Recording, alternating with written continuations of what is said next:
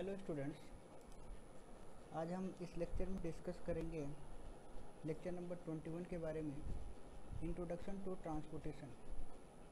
Transportation होता क्या है उसके बारे में हमें स्टडी करनी है, उसके बारे में हमें जानना है। तो जो ये टर्म्स है ट्रांसपोर्ट, ये बेसिकली जो टर्म्स है ये दो जगह पे दो तरीके से बोला जाता है। अगर आप यूके की बात करोगे, यूनाइटेड किंगडम, तो वहाँ पे ट्रांसपोर्ट टर्म का जिक्र है और यही टर्म्स जो है वो ट्रांसपोर्टेशन के रूप में जाना जाता है यूनाइटेड स्टेट ऑफ अमेरिका में, जिसको हम यूएस भी बोलते हैं। दोनों का मीनिंग सेम है, एक जगह ट्रांसपोर्ट बोलते हैं, दूसरी जगह ट्रांसपोर्टेशन। अब ये होता क्या है एक्चुअली, चाहे हम ट्रांसपोर्ट बोलें या ट्रांसपोर्टेशन, तो इसकी बात जो करते हैं, it is the movement of the humans, animals and goods from one location to another location. कोई भी ह्यूमन है, कोई भी हमारे पास एनिमल्स हैं, या कोई भी गुड्स का जब हम मूवमेंट करते हैं एक प्लेस से दूसरे प्लेस तक, तो वो हमारे पास कहलाता है ट्रांसपोर्टेशन। अगर हम सिंपल वर्ड्स में बोलें, the action of transport is defined as the movement of an organism और thing from any point A to another point B. Again same चीज़ कि कोई भी हमारे पास कोई ऐसा एक्शन कर रहे हैं जिसकी वजह से मूवमेंट हो रहा है किसी ऑर्गेनिज्म का या किसी थिंग का किसी एक प्लेस से किसी दूसरे प्लेस तक, तो वो हमारे पास कहलाता है ट्रांसपोर्टेशन। अभी जो ट्रांसपोर्टेशन है ये अलग अलग तरीके से हो सकता है। लाइक ट्रांसपोर्टेशन के मोड अलग अलग हो सकते हैं। एयर के थ्रू मूवमेंट हो सकता है, लैंड के थ्रू मूवमेंट हो सकता है। लैंड में हमने रेल और रोड के बारे में जानेंगे। वाटर के थ्रू हो सकता है ट्रांसपोर्टेशन, केबल के थ्रू हो सकता है, इसको रोपवे बोलते हैं। पाइपलाइन के थ्रू ट्रांसपोर्टेशन हो सकता है, और स्पेस में रॉकेट्स के थ्रू ट्रांसपोर्टेशन हो सकता है, एक जगह से दूसरी जगह तक जाया जा सकता है। अब जो फील्ड डिवाइडेड है वो किसके बेसिस पे डिवाइडेड है, इंफ्रास्ट्रक्चर के बेसिस पे या व्हीकल के बेसिस पे या ऑपरेशन के बेसिस पे इसके फील्ड को, ट्रांसपोर्टेशन के फील्ड को डिवाइड कर सकते हैं। इन सब के अलावा क्या इसके बेनिफिट हैं इकोनॉमी पे ट्रांसपोर्टेशन के, इसका हम जिक्र करते हैं अब। तो सबसे पहले हमें ट्रांसपोर्टेशन की वजह से इकोनॉमिक ग्रोथ देखने को मिलती है। अब ये जो इकोनॉमिक ग्रोथ है ये ट्रांसपोर्टेशन से कैसे डायरेक्टली रिलेटेड है, इसके बारे में हम डिस्कशन करते हैं। जैसे अगर हम एक एग्जांपल लेके चलें कि हमारे पास कोई प्रोड्यूसिंग सेंटर है। प्रोड्यूसिंग सेंटर का मतलब एग्जांपल के रूप में मान लीजिए कहीं पे कोई फार्मर है, कहीं पे किसान है, या किसी किसान का पूरा हम एग्रीकल्चरल फील्ड की बात कर सकते हैं कि जो फार्मर होते हैं वो एग्रीकल्चर से रिलेटेड होते हैं। तो हमारे पास पूरा का पूरा एग्रीकल्चर का फील्ड है। अगर वो एग्रीकल्चर का फील्ड क्या कहलाएगा, वहाँ से अनाज प्रोड्यूस होंगे तो वो क्या कहलाएगा, हमारे पास प्रोडक्शन सेंटर कहलाएगा। अभी हम जस्ट एग्जांपल एग्रीकल्चर पे लेते हैं, इंडस्ट्री पे भी थोड़ी देर बाद में हम लौट के आएंगे। तो जब आप बात कर रहे हो फार्मर की, एग्रीकल्चर की, तो उस केसेज में आपके जो प्रोडक्शन सेंटर होंगे वो क्या होंगे, खेती बाड़ी होगी, एग्रीकल्चर होगा। अगर इस एग्रीकल्चर के प्रोडक्ट जो भी उत्पन्न होंगे वो हमारे पास प्रोड्यूसिंग सेंटर कहला दी गए। अगर इसको हम डायरेक्टली मार्केट से कनेक्ट कर देंगे तो उससे क्या बेनिफिट होगा, जो भी पैदावार यहाँ होगी वो पैदावार क्या हो जाएगी, इंक्रीज हुई, या जितनी भी पैदावार हुई वो डायरेक्ट कहाँ चली गई, मार्केट में चली गई। तो मार्केट में चली गई तो मार्केट में जाने से क्या फ़ायदा होगा, जो आपके फार्मर को है उसको पैसे ज़्यादा मिलेंगे, क्योंकि वो कुछ नुकसान नहीं होगा, फसलें सड़ेंगी नहीं, बर्बाद नहीं होंगी, डायरेक्ट मार्केट में जाएगा तो बेनिफिट होगा। और ये चीज़ें कैसे हो पाएगा, ये चीज़ें तभी हो पाएगा जब हमारे पास रोड कनेक्टिविटी, या ये बोल सकते हैं ट्रांसपोर्टेशन फैसिलिटी अच्छी होगी। वेस्टेज ऑफ मटेरियल से बचा जा सकता है, जिसकी वजह से प्रोड्यूसर और कंज्यूमर दोनों बेनिफिट पाएंगे। अब प्रोड्यूसर और कंज्यूमर दोनों कैसे बेनिफिट पाएंगे, जो फार्मर है वो क्या है, प्रोड्यूसर है, प्रोड्यूस कर रहा है, इसकी सारी फसल कहाँ चली गई, मार्केट में चली गई, इसका कोई वेस्ट नहीं हुआ, इसके किसी मटेरियल का वेस्ट नहीं हुआ। तो अब जब मटेरियल का वेस्ट नहीं हुआ तो कहीं ना कहीं इसका कोई नुकसान नहीं हुआ, इसकी इनकम बढ़ गई। अगर कोई मटेरियल ख़राब हो जाता, कहीं पे सड़ जाता, फसल बर्बाद होती, वो नहीं हुआ, इसका फ़ायदा हुआ। ऐसे ही हर किसान से जब सारे चले जाएंगे तो हर एक किसान को फ़ायदा होगा।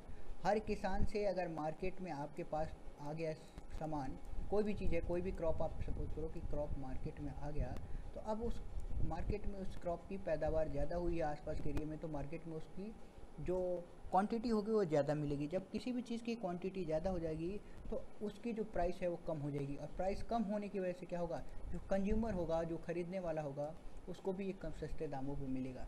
तो जिसकी वजह से बोथ प्रोड्यूसर और कंज्यूमर आर बेनिफिटेड, जिसकी वजह से हमारे पास दोनों प्रोड्यूसर और कंज्यूमर दोनों के दोनों क्या कर रहे हैं, बेनिफिट कमा रहे हैं।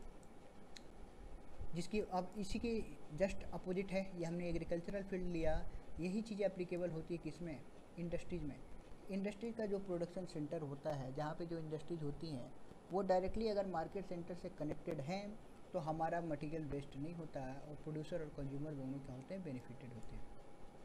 इन सब के अलावा सोशल इफेक्ट भी देखने को मिलता है। सोशल इफेक्ट कैसे देखने को मिलता है, ऐसा एक टेस्ट में पाया गया है, अगेन मैं ये चीज़ें बोल रहा हूँ कि ऐसा एक टेस्ट में पाया गया है कि जो लोग फ्रीक्वेंट ट्रेवल करते हैं वो ब्रॉड माइंडेड होते हैं, ऐसा एक रिसर्च में बोला गया है, एक रिसर्च में पाया गया है। जिसकी वजह से हमारे पास नेशनल और इंटरनेशनल क्या होगा, इंटीग्रेशन होता है। एक कंट्री दूसरे कंट्री से क्या होती है, जुड़ती चली जाती हैं, और इसकी वजह से इंटरनेशनल और नेशनल लेवल पे पीस स्थायित हो जाती है, ऐसा माना गया है रिसर्च में। इसके अलावा ट्रांसपोर्टेशन फैसिलिटी की वजह से क्या हो सकता है, पब्लिक की सेफ्टी हो जाती है।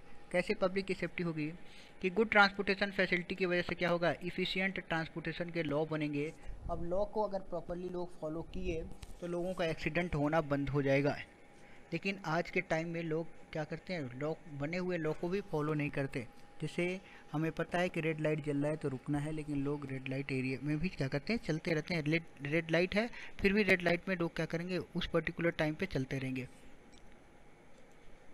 और लास्ट है डिजास्टर मैनेजमेंट, कि अगर आपके किसी भी पर्टिकुलर एरिया में किसी भी टाइप का डिजास्टर आ रहा है, तो अगर आपके पास ट्रांसपोर्टेशन फैसिलिटी अच्छी है तो आपके पास जो भी ट्रीटमेंट के सामान है वो जल्दी से पहुंच पाएंगे। और अगर आपके पास कंट्री में ट्रांसपोर्टेशन फैसिलिटी अच्छी नहीं है तो उस केस में जो फर्स्ट एड ट्रीटमेंट है वो काफ़ी लेट पहुंचेगा, और उसकी वजह से बहुत सारे लोग ऐसे हो सकते हैं जो बच सकते थे वो भी अपनी जान गंवा देंगे। तो डिजास्टर मैनेजमेंट के टाइम में भी ये चीज़ें हैपन होती हैं। अब आने वाले लेक्चर्स में या अभी हमारे पास टाइम है तो हम इसमें डिस्कस करते हैं कौन कौन से मोड ऑफ ट्रांसपोर्टेशन होते हैं। तो मोड मतलब कितने तरीके से ट्रांसपोर्टेशन हो सकता है। तो मोड के केसेस में बात करें तो टोटल हमारे पास 4 मोड ऑफ ट्रांसपोर्टेशन है। कौन कौन से हैं, रोड ट्रांसपोर्टेशन जिसको रोडवेज बोलते हैं, रेल ट्रांसपोर्टेशन जो रेलवेज कहलाता है, एयर ट्रांसपोर्टेशन जो एयरवेज कहलाता है, और वाटर ट्रांसपोर्टेशन वाटरवेज कहलाता है। इन सब के अलावा भी हमारे पास कुछ ट्रांसपोर्टेशन के मोड होते हैं, जैसे कन्वेयर होता है, पाइपलाइन होता है, और रोपवे होता है। कन्वेयर जैसे आपने देखा होगा एक्सीलेटर्स, कि आप एक जगह पे खड़े हो जाएं, किसी भी मॉल में चले जाएं तो एक्सीलेटर हर जगह मिल जाते हैं, तो आप एक जगह से दूसरी जगह तक चले जाते हैं। पाइपलाइन हमारे घरों में वाटर सप्लाई आती है पाइपलाइन के थ्रू। रोपवे आप हिली एरिया में चले जाओ तो वहाँ पे एक बॉक्स लाइक स्ट्रक्चर होता है जिसमें रस्सी के सहारे एक जगह से दूसरे जगह तक जाया जाता है, वो कहलाता है हमारे पास रोपवे। तो पाइपलाइन, कन्वेयर और रोपवे, ये तीनों चीज़ें मैंने एक्सप्लेन कर दी हैं। अब हमें डिटेल में एक्सप्लेन करना है, डिटेल में पढ़ना है कि रोड ट्रांसपोर्टेशन, रेल, एयरवेज और वाटर ट्रांसपोर्टेशन ये क्या क्या होते हैं। आप ज़्यादातर अगर आप नैनीताल और उधर के एरिया में जाओगे तो आपको वहाँ पे रोपवे देखने को मिलेगा। रोड ट्रांसपोर्टेशन में क्या क्या चीज़ें हैं इसके बारे में जानते हैं। तो रोड ट्रांसपोर्टेशन को एक और नाम से जानते हैं, रोडवेज के नाम पे। इसकी जो डिजाइनिंग होती है, जो इसकी स्टडी होती है, वो 6 सेमेस्टर में एक सब्जेक्ट आता है हाईवे इंजीनियरिंग, वहाँ पे ये आपको पढ़ाया जाता है सिविल इंजीनियरिंग के 6 सेमेस्टर में, हाईवे इंजीनियरिंग के चैप्टर में। Among the all type of transportation, जितने भी आपने 4 मोड देखे हैं या जितने भी टाइप के ट्रांसपोर्टेशन की आप बात करते हैं, उन सब में जो सबसे हमारे पास जो एक मैक्सिमम सर्विस प्रोवाइड कर सकता है वो हमारे पास सिर्फ और सिर्फ रोड ट्रांसपोर्टेशन होता है। आपको अपने किसी रिलेटिव के घर जाना है तो सिर्फ रोड ही एक ऐसा मोड है जिसमें किसी और मोड पे आपको डिपेंडेंट नहीं होना पड़ेगा, रोड से आप जा सकते हैं। अगर आप रेलवे के थ्रू जाते हैं तो भी आपको स्टेशन से और अपने घर तक रोडवेज का सहारा लेना पड़ेगा, मतलब रोड ट्रांसपोर्टेशन का सहारा लेना पड़ेगा। इनके अलावा अगर एयरवेज ले रहे हो तो भी आपको एयरप्लेन पकड़ने के लिए या फ्लाइट पकड़ने के लिए रोडवेज का सहारा लेना पड़ेगा। सिमिलरली वाटरवेज के लिए पोर्ट तक आपको रोड के सहारे ही जाना पड़ेगा। इन सब के अलावा पे जो रोड होता है इसमें कोई रिस्ट्रिक्शन नहीं होता, लाइक रेलवे पे, कि रेलवे पे सिर्फ रेलवे की ट्रेनें ही चल सकती हैं और कोई व्हीकल नहीं चल सकता। लेकिन रोड में कंप्लीट आज़ादी होती है, लाइक बहुत सारे व्हीकल्स होते हैं, जैसे कार हुआ, बस हुआ, ट्रक हुआ, 2 व्हीलर हुआ, ये सारा उसी पे क्या कर जाएगा, मूव कर जाता है। कहीं पे आपने नहीं देखा होगा इंडिया में, स्पेशली इंडिया की मैं बात कर रहा हूँ, कि लिखा हो कि सिर्फ यहाँ पे बाइक वाले चलेंगे बाकी और कोई नहीं चलेगा, या सिर्फ यहाँ पे कार वाले चलेंगे और कोई नहीं चलेगा।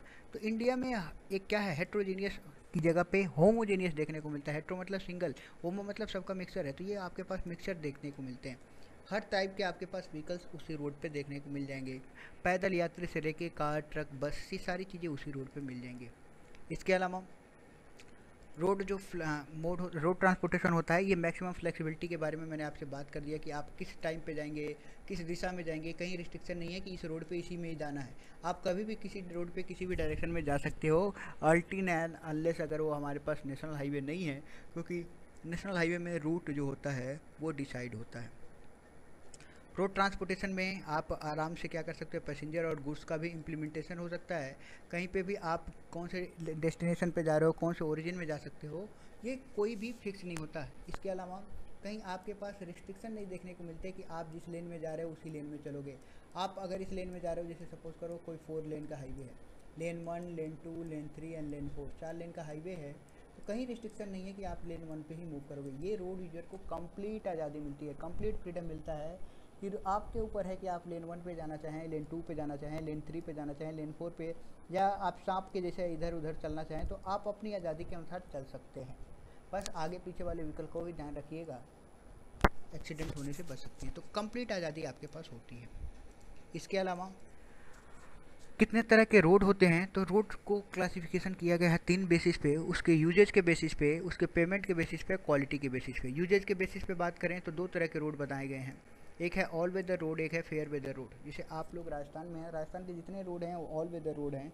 ऐसे वेदर जो साल के पूरे 365 दिन यूज होते हैं उनको बोला जाता है ऑल वेदर रोड। एक होते हैं fair weather road. Fair weather road ऐसे रोड जो केवल फेयर वेदर में ही चल पाएंगे, मतलब साफ मौसम में ही चलते हैं। जैसे हिलीज एरियाज में, हिली एरिया में जो रोड हैं, हिली एरिया में जो रोड हैं उनमें क्या होता है, ठंडियों के दिनों में बर्फ़बारी होती है, और बर्फ़बारी होने की वजह से क्या हो जाता है, वहाँ पे बर्फ़ जम जाती है और रोड का यूज नहीं कर पाते हैं। तो ऐसे रोड कहलाएंगे हमारे पास हिली एरिया में फेयर वेदर रोड।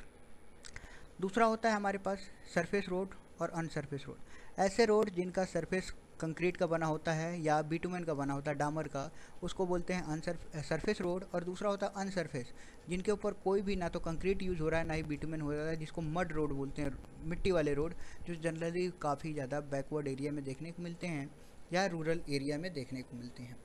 अब विड्थ और क्वालिटी के बेसिस पे 6 टाइप के हैं, expressway, national highway, state highway, major district road, other district road, village road. Quality क्या है, क्वालिटी इसकी धीरे धीरे जैसे जैसे आप नीचे जाएंगे इसकी क्वालिटी डिग्रेड होती जाएगी। सबसे अच्छी क्वालिटी एक्सप्रेस वे, फिर उससे अच्छी कम धीरे धीरे कम है नेशनल हाईवे, स्टेट हाईवे, फिर major district road, ODR, MDR, ODR और विलेज रोड। सब सारी चीज़ें आपके पास इस पर्टिकुलर टाइप में दी हुई है। आपको एक्सप्रेस वे सुपीरियर स्पीड के लिए डिज़ाइन किया जाता है, जिसमें जनरली आपकी स्पीड होती है वो होती है 120 किलोमीटर पर आवर के लिए डिज़ाइन किया जाता है।